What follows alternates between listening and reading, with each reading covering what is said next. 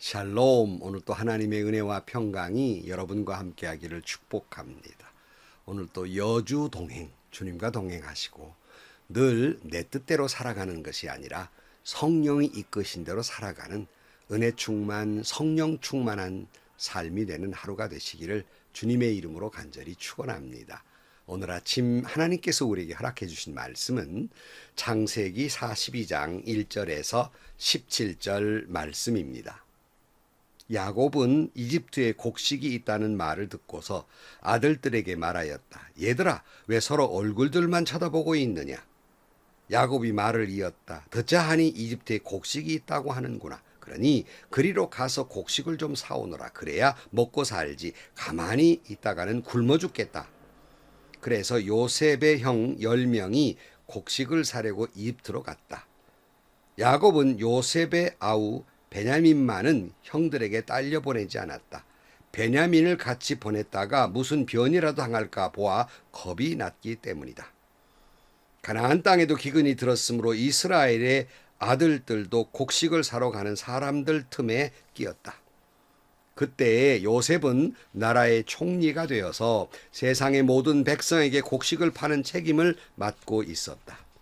형들은 거기에 이르러서 얼굴을 땅에 대고 엎드려 요셉에게 절을 하였다.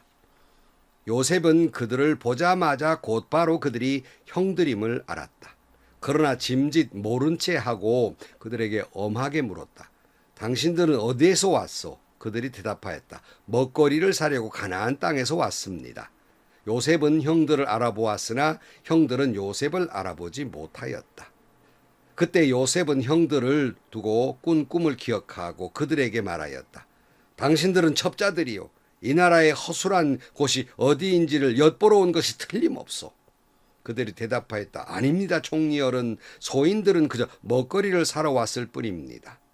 우리는 한 아버지의 자식들입니다. 소인들은 순진한 백성이며 첩자가 아닙니다. 그가 말하였다. 아니요, 당신들은 이 나라의 허술한 곳이 어디인지를 엿보러 왔소. 그들이 대답하였다. 소인들은 형제들입니다. 모두 12입니다. 가나안 땅에 사는 한 아버지의 아들들입니다. 막내는 소인들의 아버지와 함께 있고 또 하나는 잃었습니다. 요셉이 그들에게 말하였다. 내 말이 틀림이 없소. 당신들은 첩자들이요. 그러나 당신들이 진실을 증명할 길은 있어. 바로께서 살아 계심을 두고 맹세하오.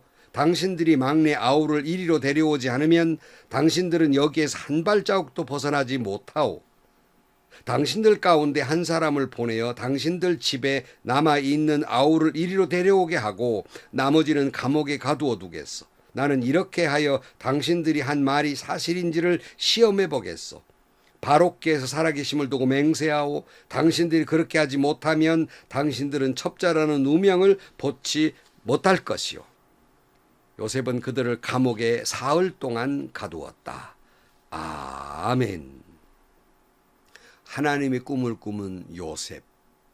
시종장들과 바로의 꿈을 하나님의 은혜로 해몽을 하고 그 모든 것들이 해몽이 이루어져 가는 걸 봅니다. 7년의 풍년과 7년의 기근을 맞게 됩니다. 이제는 요셉에게 주신 꿈이 이루어지는 걸 이제 볼 차례입니다. 어느덧 요셉이 형들에 의해서 이집트로 끌려간 지 무려 20년이 흐르고 있는 때였습니다. 이집트의 흉년을 가나안에 있는 그러한 사람들도 함께 겪고 있었습니다. 온 세상이 흉년 들었다고 말하고 있지 않습니까? 야곱의 집에도 이제 식량이 떨어지게 된 것입니다. 오늘 본문 1절 말씀. 야곱은 이집트에 곡식이 있다는 말을 듣고서 아들들에게 말하였다. 얘들아, 왜 서로 얼굴들만 쳐다보고 있느냐? 야곱이 말을 이었다. 듣자 하니 이집트에 곡식이 있다고 하는구나. 그러니 그리로 가서 곡식을 좀 사오너라. 그래야 먹고 살지. 가만히 있다가는 굶어 죽겠다. 아니, 부자였던 야곱이 쌀 한 톨이 없어지는 거예요. 이제는 굶어 죽겠다 하는 것이에요. 우리는 모든 결과를 통해서 다음의 이야기를 너무나도 잘 압니다. 우리는 이 말씀을 보면서 하나님께서 세밀한 계획을 세우셨구나 하는 걸 깨닫게 됩니다.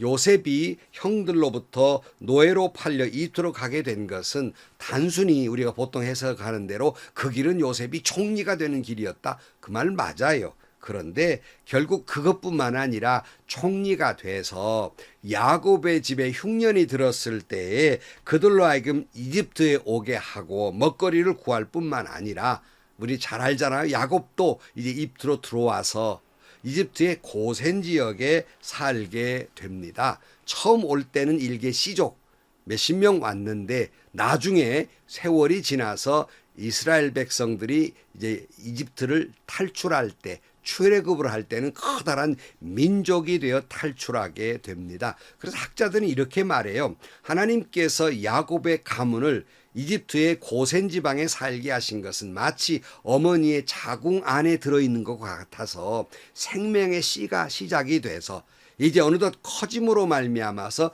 이집트에서 탈출을 할 때는 어머니 배 안에서 출산되는 태어나는 순간과도 같다. 한 민족으로 태어나게 하신 것이다라고 표현을 합니다. 우린 이걸 다 알고 있어요. 이미 끝까지. 하나님께서는 이 모든 과정을 너무나도 세밀하게 계획하고 계시다는 겁니다. 요셉을 이집트로 팔려갈 때에도 섭리하고 계시고 인도하고 계시고 한 민족을 세우는 일에 차근차근 진행시키고 있다는 말씀입니다. 그래서 이제 며칠 후에 다시 살펴보는 말씀 가운데 이 요셉 이제 자기 동생인 줄 알고 벌벌 떠는 이 형들에게 요셉이 뭐라고 그래요? 출애굽기 45장 5절 말씀에 그러나 이제는 걱정하지 마십시오. 자책하지도 마십시오. 형님들이 나를 이곳에 팔아 넘기긴 하였습니다만 그것은 하나님이 형님들보다 앞서서 나를 여기에 보내셔서 우리의 목숨을 살려주려고 그렇게 하신 것입니다. 라고 고백하고 있지 않습니까? 이와 같이 하나님의 이 세미한 섭리는 오늘 우리에게도 이루어지고 있다는 사실이에요. 요셉의 이야기를 통해서 우리의 이야기를 하고 계시는 거예요. 우리는 내일 일을 모릅니다.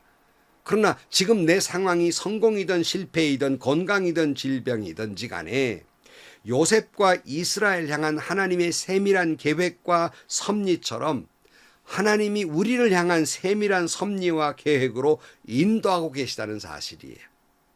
그 길은 결코 사망의 길이 아니라 생명의 길로 들어서게 하는 것이라는 말씀입니다. 요셉이 노예로 팔려가는 건 고통과 절망의 길이었지만 이집트에 가서 총리가 되는 길이었고 자기의 가족을 구원하는 길이었으며 하나님의 뜻에 따라 이스라엘 민족이 되게 하는 길이었다는 사실이에요. 오늘 우리가 걸어가는 인생길도 이와 같이 하나님의 원대하고도 큰 뜻이 담긴 기름을 깨닫고 무슨 일을 만나든지 그것이 하나님이 나를 향한 축복의 길이며 사랑의 길이고 나를 살리는 길이며 구원해 주시는 길이라는 사실을 믿고 무슨 일을 만나든지 간에 절망하지 아니하고 흔들리지 아니하고 그 하나님의 섭리와 은혜와 사랑을 믿고 여러분 인생의 험로를 걸어가는 여러분들이 되시기를 주의 이름으로 축원합니다. 6절 말씀, 그때 요셉은 나라의 총리가 되어 세상의 모든 백성에게 곡식을 파는 책임을 맡고 있었다. 요셉의 형들은 거기에 이르러서 얼굴을 땅에 대고 엎드려 요셉에게 절을 하였다. 요셉은 그들을 보자마자 곧바로 그들이 형들임을 알았다. 그러나 짐짓 모른 채 하고 그들에게 엄하게 물었다. 당신들은 어디에서 왔소? 그들이 대답하였다. 먹거리를 사려고 가나안 땅에서 왔습니다. 요셉은 형들을 알아보았으나 형들은 요셉을 알아보지 못하였다. 수십 년 만에 만나서도 요셉을 알아보지 못했지만 아니 설마 자기들이 팔은 노예가 동생이 총리가 됐으리라고 하는 건 상상을 못하는 거예요. 그러니까 형들은 이 상황을 전혀 이해하지 못하는 거죠. 요셉은 잘 알고 있습니다. 아, 하나님이 나를 꿈을 꾸게 하셨고 그 꿈을 실현되게 하시는구나 하는 거예요. 지금 이 형들이 벌벌 떨고 절하는 모습 요셉의 꿈 가운데 있었지 않아요? 창세기 37장 6절 말씀에 요셉이 형들에게 말하였다. 내가 꾼 꿈을 이야기 한번 들어보셔요. 우리가 밭에서 곡식단을 묶고 있었어요. 그런데 갑자기 내가 묶은 단이 우뚝 일어서고 형들의 단이 나의 단을 둘러서 절을 하였어요. 형들이 그들에게 말하였다. 내가 우리의 왕이라도 될성 싶으냐? 정말로 내가 우리를 다스릴 참이냐? 형들은 그의 꿈과 그의 한 말 때문에 그를 더욱더 미워하였다. 얼마 뒤에 그는 또 다른 꿈을 꾸고 그것을 형들에게 말하였다. 들어보셔요. 또 꿈을 꾸었어요. 이번에는 해와 달과 별 11개가 나에게 절을 했어요. 그가 아버지와 형들에게 이렇게 말할 때 그의 아버지가 그를 꾸짖었다. 내가 꾼 그 꿈이 무엇이냐? 그래, 나하고 너의 어머니하고 너의 형들이 함께 너에게로 가서 땅에 엎드려서 너에게 절을 할 것이란 말이냐? 그의 형들은 그를 시기하였지만 아버지는 그 말을 마음에 두었다. 여러분, 이 말이 그대로 이루어지잖아요. 그러니까 요셉은 다 알고 있는 거예요. 형들은 모르고 있는 거예요. 여러분, 하나님을 가까이 하는 사람, 하나님의 꿈을 보게 되고 하나님의 섭리를 보지만 그렇지 않은 사람은 무슨 일을 하든지 간에 앞이 캄캄하고 무서워 떨 뿐이라는 사실입니다. 오늘 9절 말씀. 그때 요셉은 형들을 두고 꾼 꿈을 기억하고 그들에게 말하였다. 당신들은 첩자들이요, 이 나라의 허술한 곳이 어디인지를 엿보려고 온 것이 틀림없어. 그들이 대답하였다. 아닙니다, 총리열은. 소인들은 그저 먹거리를 사러 왔을 뿐입니다. 우리는 한 아버지의 자식들입니다. 소인들은 순진한 백성이며 첩자가 아닙니다. 그가 말하였다. 아니요, 당신들은 이 나라의 허술한 곳이 어디인지를 엿보러 왔어. 그들이 대답하였다. 소인들은 형제들입니다. 모두 12입니다. 가나안 땅에 사는 한 아버지 아들들입니다. 막내는 소인들의 아버지와 함께 있고 또 하나는 이렇습니다. 요셉이 그들에게 말하였다. 내 말이 틀림없어. 당신들은 첩자들이요, 그러나 당신들이 진실을 증명할 길이 있어. 바로께 살아계심을 두고 맹세하오. 당신들이 막내 아우를 이리로 데려오지 않으면 당신들은 여기에서 한 발자국도 벗어나지 못하오.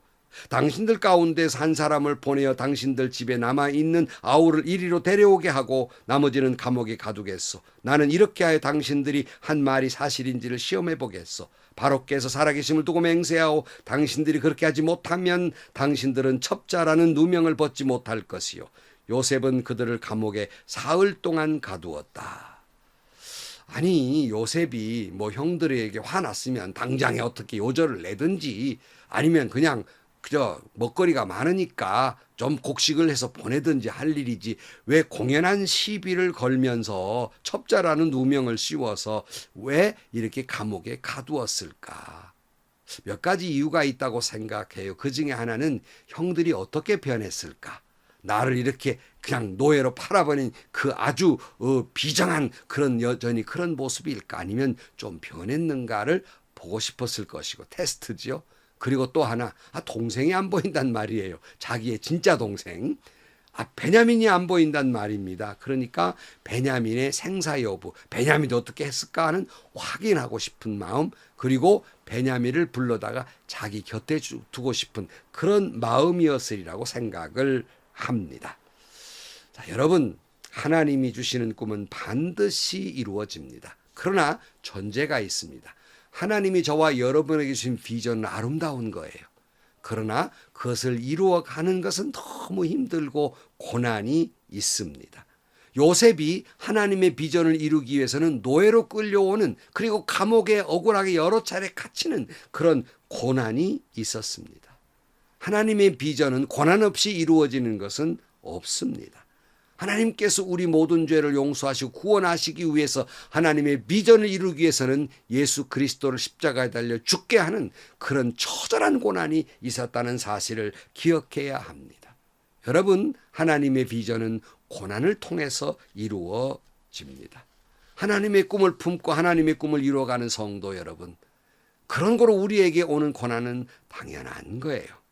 마치 고난이라고 하는 건 바다 위에 돛담배를 빠르게 가게 하는 그 풍랑의 바람과 같이, 풍랑이 우리를 힘들게 하지만 오히려 그 바람이 우리를 빠르게 항구로 인도하는 것처럼 고난은 오히려 나에게 하나님의 비전을 이루어가는 그러한 빠르게 가게 하는 그러한 일도 하게 된다는 사실이에요.